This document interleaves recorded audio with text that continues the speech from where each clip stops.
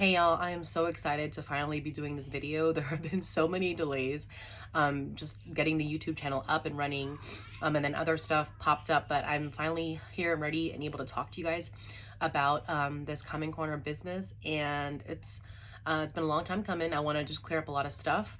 I want to apologize ahead of time because I do have some allergies going on, but I just didn't want to put this off anymore. A lot of questions have been coming in, and I just hope that this will provide a lot of clarity around this space that I have set up for my son. For the 5 truth bombs about my son's common space. So number 1 is sometimes he wants nothing to do with the space, and that's all right. The purpose of the space is for him to develop these coping skills, right? To feel his feelings, to learn emotional regulation. But this is what he's going to take with him throughout his entire life. If he's not going to have that space with him wherever he goes. I do think that they should have adult coming corners in like corporate offices and at home. It's just a nice space to have, but it's not going to be everywhere, and that's not the point of the space. Is for him to rely on the space. It's the skills he'll be learning in the space. It's like when you're home, it's a sacred. You're making your living space sacred, and it's very important for home to be a safe space.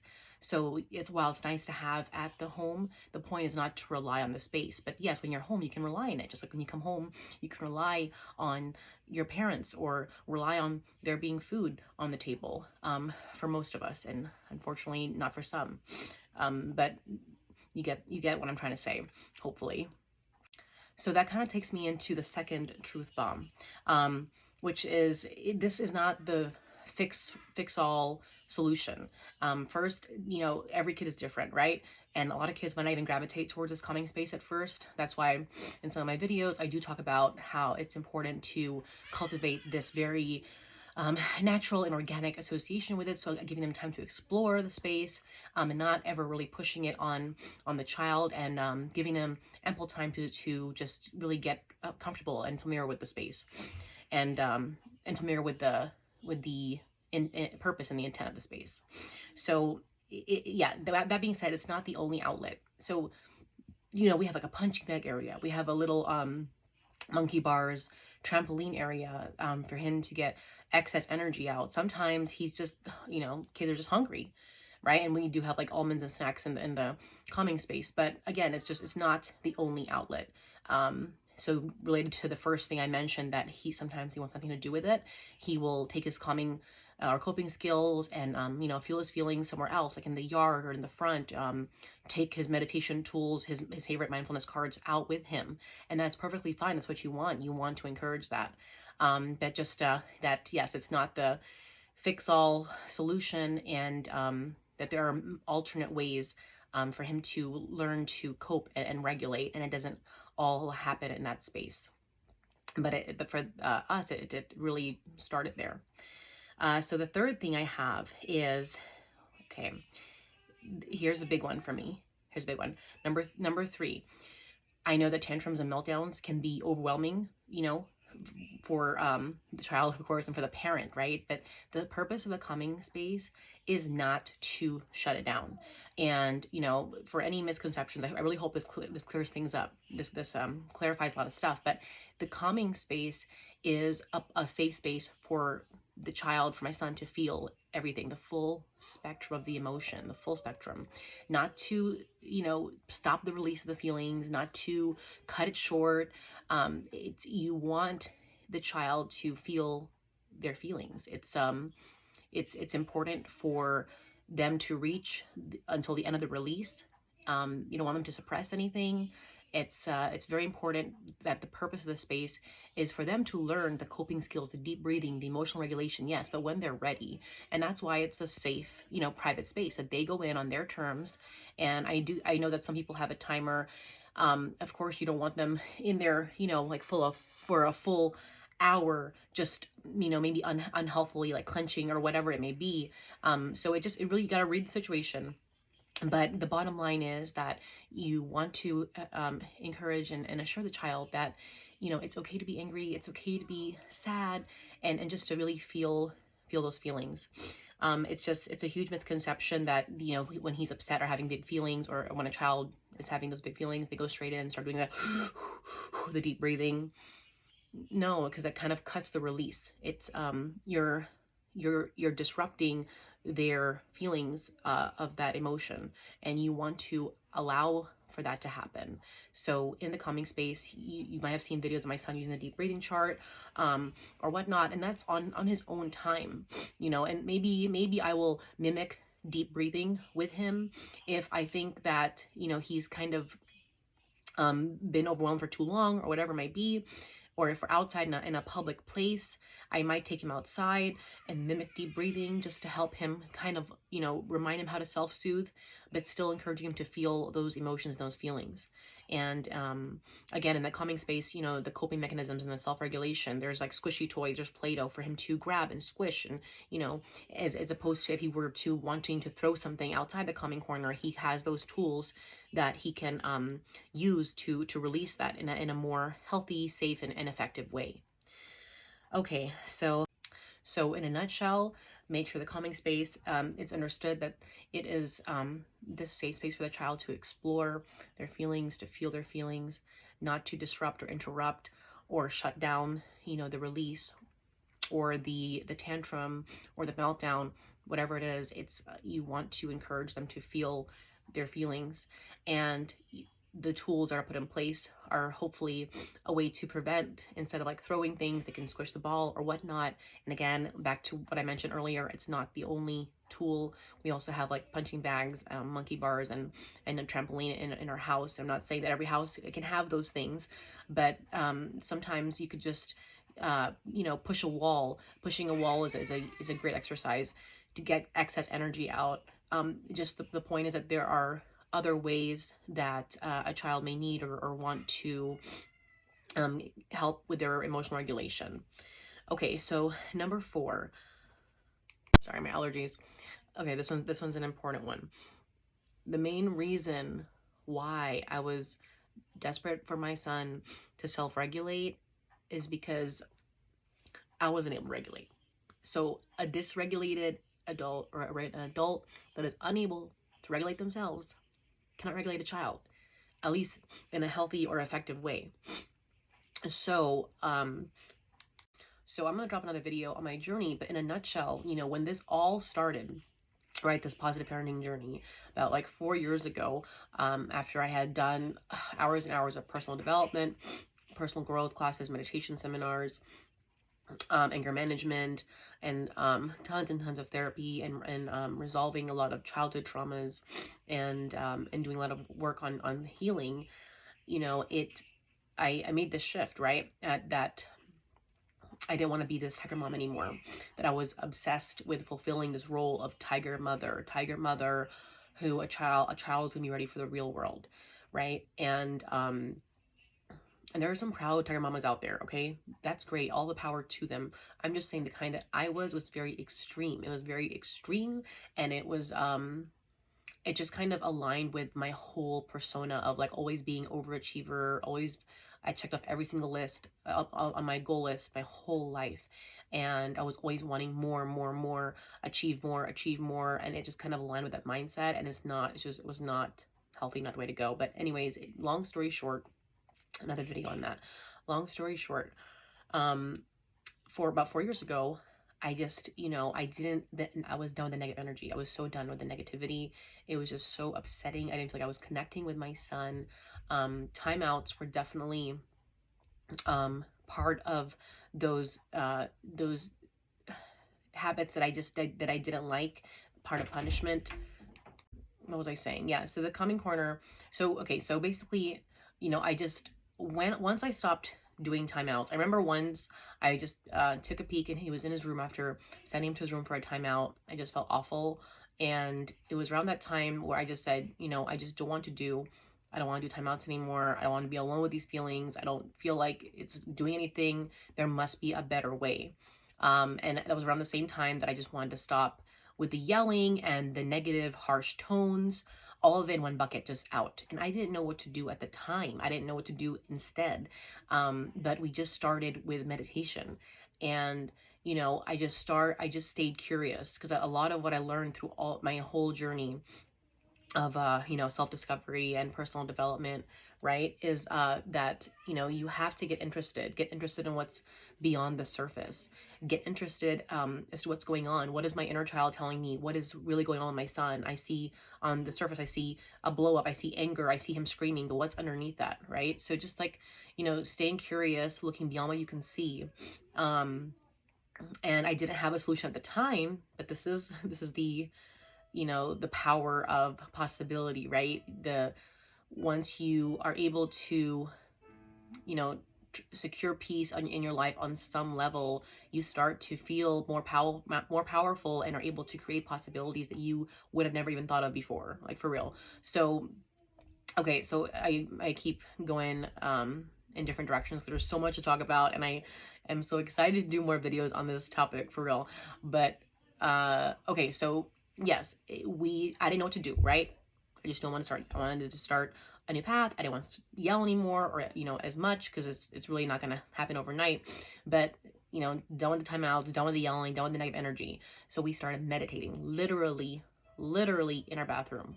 Okay, in our fucking bathroom, for real. We would be sitting on the floor, and we would turn on the water, the hot water, for steam. And I hate wasting water, so I fill up the tub and end up using it, you know, for his soak. So we planned it so that he would be able to soak in there before bedtime, right? And we would have the Zen music, we would have like the eucalyptus oil, and we would just be there together in the bathroom, right? Just sitting in peace, taking deep breaths, listening to our favorite meditation app, our meditation coach guiding us through meditation. Sometimes they were as short as like 3 to 5 minutes, sometimes longer. And we just started incorporating this practice daily. Like in the morning, we would do it in bed. There were like 5-minute morning meditations that we would do in bed. You know, just before getting out of bed, I mean, waking up. And, you know, when we started getting more into meditation, he was kind of meditating all over the place, on the sofa, like in our bathroom, like I said, you know, in the hallway. And so the idea came to, let me create a meditation space for him, like a meditation corner, you know, where he can have the eucalyptus oil and some beautiful plants, because he loves plants, and you know, his favorite like calming coloring books and things like that, things that really just helped relax our bodies. So the purpose of the meditation space was to just provide a designated space for us to continue this practice, and for him to continue learning to listen to his body, feeling his body and feeling all of his emotions, and doing the self-care work that meditation provides. So yes, because I didn't really know what to do, I didn't really know how to self-regulate myself. I just knew I wanted to stop, you know, yelling, and I wanted to stop the timeouts. That's where I started. We did meditation together because I wanted to regulate together, and I wanted him to learn to regulate himself, because I knew that I was still healing, and just didn't trust myself completely to be fully self-regulated, to be able to help him regulate. And so that's why it's so amazing, because this meditation space, this beautiful space that he really gravitated to. You know, he came home one day, it was all set up, he was so excited. And of course, as you know now, it evolved into a calming corner, or a calming space, because I added all these tools. And I eventually learned that even though it was my idea, it was not a new idea. A lot of schools were doing this. My son's school at the time was not doing it. But when they learned about it and he told them about it, they then implemented a calming space in their classroom. But little did I know, it was not a new idea. But eventually just started calling it, you know, the calming space, Zen zone, because the meditation space did evolve into that.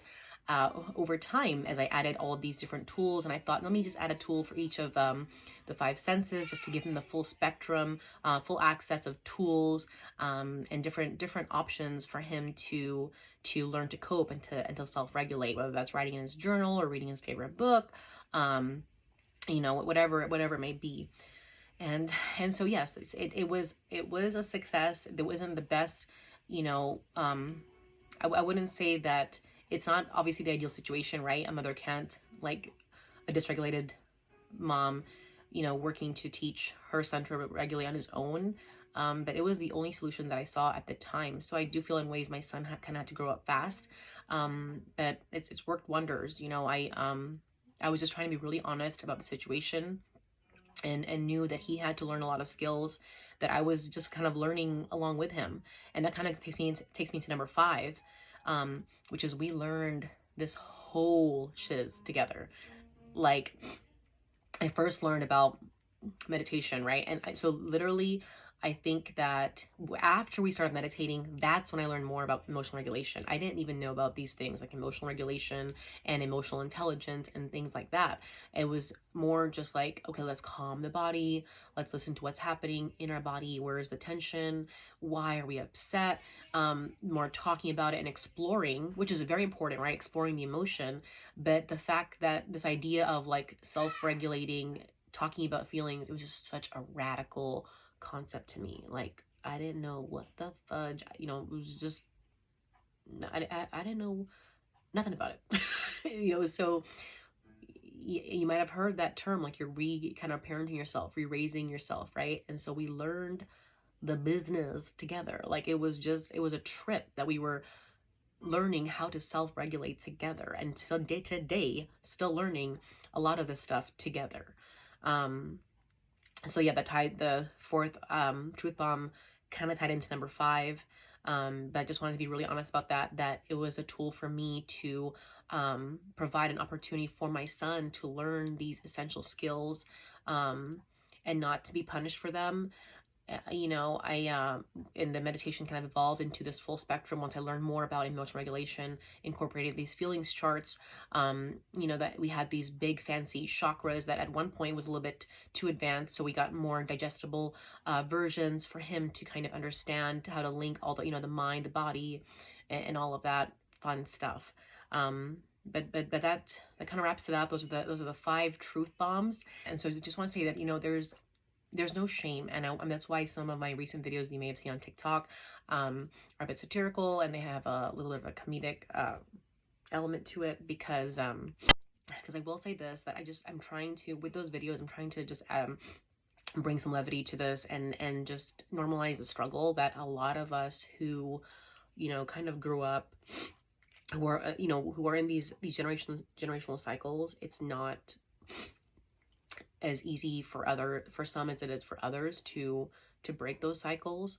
Some of these habits are like deeply ingrained, and so in adding those videos, I just wanted to show that you ain't alone in the struggle, and it's really tough. It's unnatural, and it's very inauthentic at times. So a lot of it's fake it till you make it, and I will do another video on that. But for real, it's just, it's something that I wanted to be honest about, especially the 4th and 5th truth bombs, because, it's not like, oh my gosh, this mom, a lot of the ideas out there were like, this mom thought of this, wow, that's amazing, she has all this stuff, on point. It was more of like, out of an act of like desperation. I didn't know what to do, and it just kind of evolved from this amazing idea. That's why I say it's so important to stay curious, keep looking, keep digging, unpack what's going on with your kid and your inner child. Oh, that's so important. And that's why, it's just, I feel like when moms or parents are just shamed for when they're trying to make a positive change or shift in their life, and that there are hiccups and mistakes, it can be really, they can really hard on themselves. I know I was. And so normalizing that struggle is so important to me, because you just it's so critical to keep getting back up, right? That resiliency is what's going to get you to the finish line. And I'm just so excited to be sharing more about this. But the last thing I will say is that when I said that we had to learn this stuff together, and I was kind of raising myself, and reparenting, there's a misconception when I talk about this stuff that I like hate my parents or something. And my parents are my mother-loving heroes. Okay, they're my heroes. I love my parents. I adore my parents. I know not everyone has a positive relationship. I mean, anyone who's in this cycle, the cycle of trauma, that they don't have the same positive experience that I had. But I truly believe that my parents did the best they could with the resources they had and the knowledge they had. They didn't have the same resources that we have access to today. And things were different because they were just kind of like in survival mode coming to this country from the Philippines. So, you know, it's just so important, I think, to acknowledge that it, you know, it's really about, you know, the Audre Lorde quote, once you know better, you do better. And that's all I'm doing. I'm just doing exactly what they did, in the sense that I'm giving my son the best chance possible that I know how. I'm giving the best chance to thrive in the ways that I know how. And these were not the same ways that they knew before. But I owe them everything. They are my heroes, like I said. And I just think it's just important to state that when we're talking about these generational traumas and cycles, there is a lot of trauma across, you know, families, cultures, and it doesn't show up as that. It shows up as other things. So it's just kind of scratching the surface on a very important and deep topic, but wanted to make sure that I stated that. So thank you so much. Those are the 5 truth bombs, and I'll definitely be sharing more on this and a lot of other things that I mentioned in my other social media platforms. So thank you so much for being here, for listening. I hope it provided some clarification. And if you have any questions, drop them in the comments below. I'll definitely try my best to get to them. And make sure you subscribe so you can get notified when I post new videos. Thank you so much for being here. Bye. Take care.